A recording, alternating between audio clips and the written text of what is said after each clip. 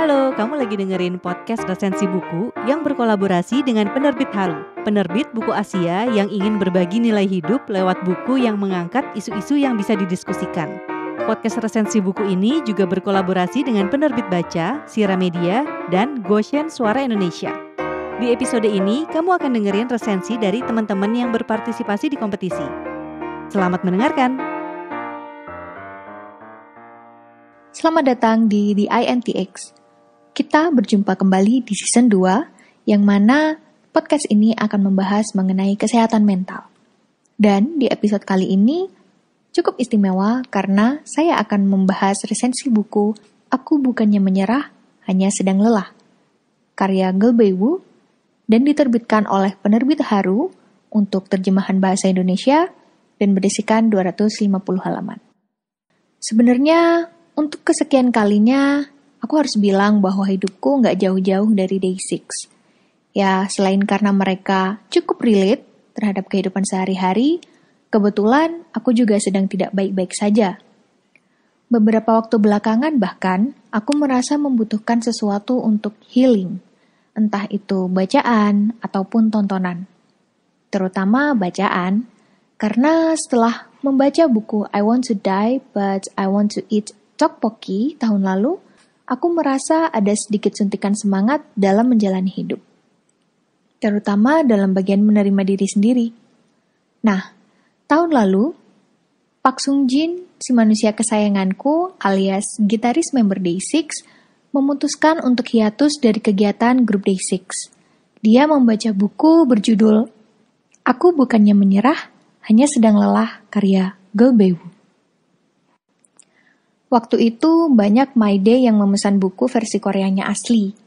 Waktu itu aku juga ingin pesan karena penasaran, tapi tidak sepenasaran itu sampai harus beli buku versi bahasa Koreanya. Ya, karena aku sadar bahwa bahasa Koreaku sebenarnya juga gak bagus-bagus amat sih. Lalu daripada mubazir, lebih baik aku tunggu versi terjemahannya saja. Pasti ada, aku yakin. Dan benar saja, salah satu penerbit lokal, yakni penerbit Haru, memberikan kabar gembira karena mengalih bahasakan serta akan segera menerbitkan buku yang kumaksud dalam bahasa Indonesia. Tanpa pikir panjang, aku sudah mengambil keputusan bulat, baik, aku akan membelinya. Lalu pada tanggal 24 Juni, buku itu sudah sampai di tanganku, dan pada tanggal 26 Juni, aku selesai membacanya. Buku ini cukup tipis karena berisikan hanya 250 halaman serta bisa dibaca dalam sekali waktu. Sayangnya, aku sempat terdistraksi dengan sosial media dan pekerjaan sehingga aku menyelesaikan bukunya dalam waktu 3 hari alias baca santai. Kemudian, bagaimana ya pendapatku mengenai buku self-improvement ini? Yang pertama, jangan terlalu berharap bahwa buku ini adalah buku bacaan panjang. Sama sekali bukan, karena buku ini merupakan kumpulan essay yang sebenarnya bentuknya juga bukan essay. Awalnya kukira buku ini kumpulan puisi, tapi ternyata tidak juga sih. Memang cerita saja, tapi bentuknya lebih seperti puisi. Tidak menggunakan metafora, melainkan menggunakan makna harfiah, tapi ditulis lebih singkat. Isinya ada 3 bagian besar. Kau pasti bisa mewujudkan banyak hal untuk bab pertama, lalu ada meski jatuh berulang kali untukmu yang kelelahan karena selalu menahan semua sendirian, dan yang terakhir, ada kesukaan yang paling menunjukkan jati diri. Jadi terdapat 4 bab yang menceritakan kisah hidup Gelbei Wu itu sendiri. Masing-masing bagian sebenarnya tidak terlalu terpaku pada satu topik yang menjadi bab utama alias headline utama bab tersebut. Sekumpulan isei dan cerita yang dituliskan Gelbei Wu ini mengalir begitu saja tanpa terlalu memperhatikan bagian per bagiannya. Yang jelas, di sini tidak ada usaha untuk menggurui, namun lebih ke bercerita. Dimulai dari usaha pakaian si Gelbei Wu yang gagal, lalu dia bangkrut dan harus pergi ke Seoul.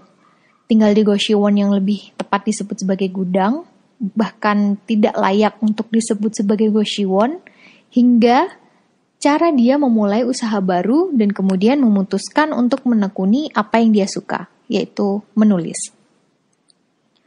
Membaca buku lelah ini seperti membaca perjalanan Gelbei Wu. Walaupun dalam beberapa hal aku masih merasakan ada sedikit toxic positivity yang tersirat. Contohnya, narasi lama seperti usaha tidak akan mengkhianati hasil. Memang betul sih usaha tidak mengkhianati hasil, tapi ada berbagai macam variabel yang seringkali juga membuat usaha kita tidak berhasil pada akhirnya. Namun, kita tetap harus menggunakan mindset bahwa yang penting kita memberikan yang terbaik. Itu yang dimaksud oleh Gelbeuw. Faktor keberuntungan juga ada di dalamnya loh untuk jadi sukses. Namun, kisah-kisah yang dituliskan Gelbeuw setidaknya membuat kita lebih merasa bersyukur. Some things are easier for us than him ketika kamu membaca buku lelah ini. Ada juga contoh-contoh kegagalan yang dialami. Dan siapa sih yang tidak mengalami kegagalan di dunia ini? Bahkan Steve Jobs dan Bill Gates pun pernah gagal loh. Namun kadar kegagalan Gelbeuw rasanya lebih dekat dengan pembaca karena ya Gelbeuw berasal dari keluarga yang tidak kaya sehingga kisahnya lebih relatable dengan kita-kita. Kegagalan dia pun berkutat di sekitar yang pertama omongan orang-orang yang meremehkan mimpinya. Lalu betapa bikin usaha itu tidak semudah membalikkan telapak tangan atau gagal di perkuliahan. Dan yang terakhir adalah kegagalan percintaan. Untuk aku pribadi, jujur saja, di bagian kedua, buku Gelbeuw ini lebih banyak membicarakan mengenai percintaan dan bagaimana cara kita menjaga sebuah hubungan dengan orang lain. Nah, ketika dia banyak bicara mengenai kegagalan cinta, rasanya aku nggak terlalu nyaman membacanya. Mungkin karena aku tidak sedang dalam fase itu, dan mungkin memang kegagalan dan percintaan bukanlah prioritasku saat ini. Namun, bagian pertama dan ketiga, aku merasa sangat dekat dan mengalaminya. Di saat itu, aku berpikir, gak heran kenapa Park Sung Jin memilih buku ini untuk dibaca ketika dia sedang kalut. Sepertinya membaca hal yang mirip dengan kondisi yang kita alami, agaknya sedikit melegakan. Hal itu menunjukkan bahwa kita gak sendirian kok di dunia ini, bahwa there is always silver lining after the storm. Contoh, bahwa ketika kita merasa nggak apa-apa itu wajar. Kalau orang-orang menganggap kita kurang berkompeten atau kita menganggap diri kita sendiri terlalu lemah dan tidak berdaya, itu hanya karena kita butuh waktu untuk beristirahat, lalu menata ulang pikiran kita.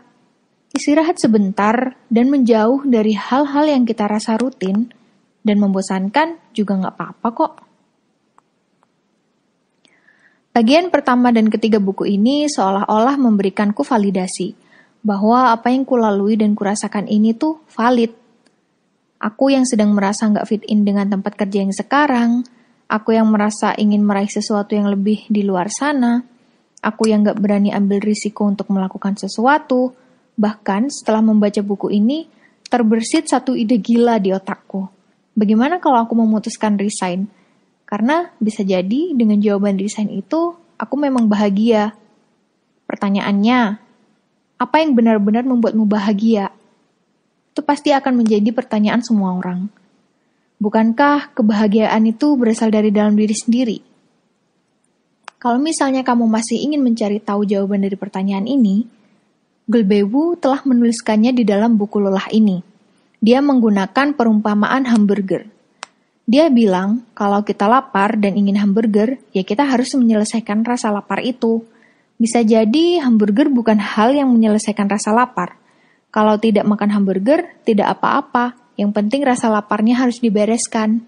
Nah, maksud dari hal tersebut adalah, bila ada masalah atau sesuatu yang membuat kita merasa tidak puas atau sedih, ya kita harus membereskan akar masalahnya, tidak dibelokkan ke hal lain.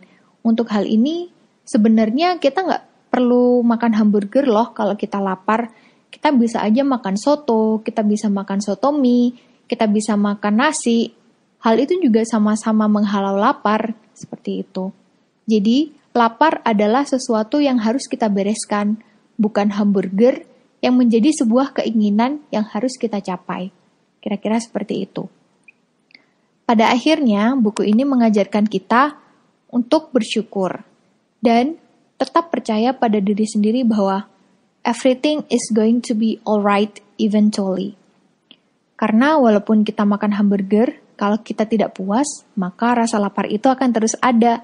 Seperti itulah. Nah, jadi apakah kita akan mulai untuk tidak terlalu mementingkan keinginan, dan apakah kita akan mulai mengubah jalan pikiran kita untuk menyelesaikan akar masalah daripada melihat keinginan itu? Jadi, bagaimana menurut kalian sekarang? Apakah kalian sudah mulai tertarik untuk membaca buku ini? Jika memang tertarik untuk membaca buku ini masih tersedia di e-commerce milik penerbit Haru. Dengan harga, waktu itu aku beli sekitar 99.000 dan mungkin sekarang lagi ada diskon sehingga harganya turun menjadi 95.000. Buku ini cukup ringan dan cukup mudah untuk dipahami. Jadi, kalau memang kalian membutuhkan bacaan untuk healing atau membutuhkan bacaan untuk mensupport dan memberikan kalian validasi terhadap perasaan negatif kalian, aku menyarankan kalian untuk baca buku ini sih. Jadi, sekian aja episode podcast kali ini dan see you in a bit. Bye.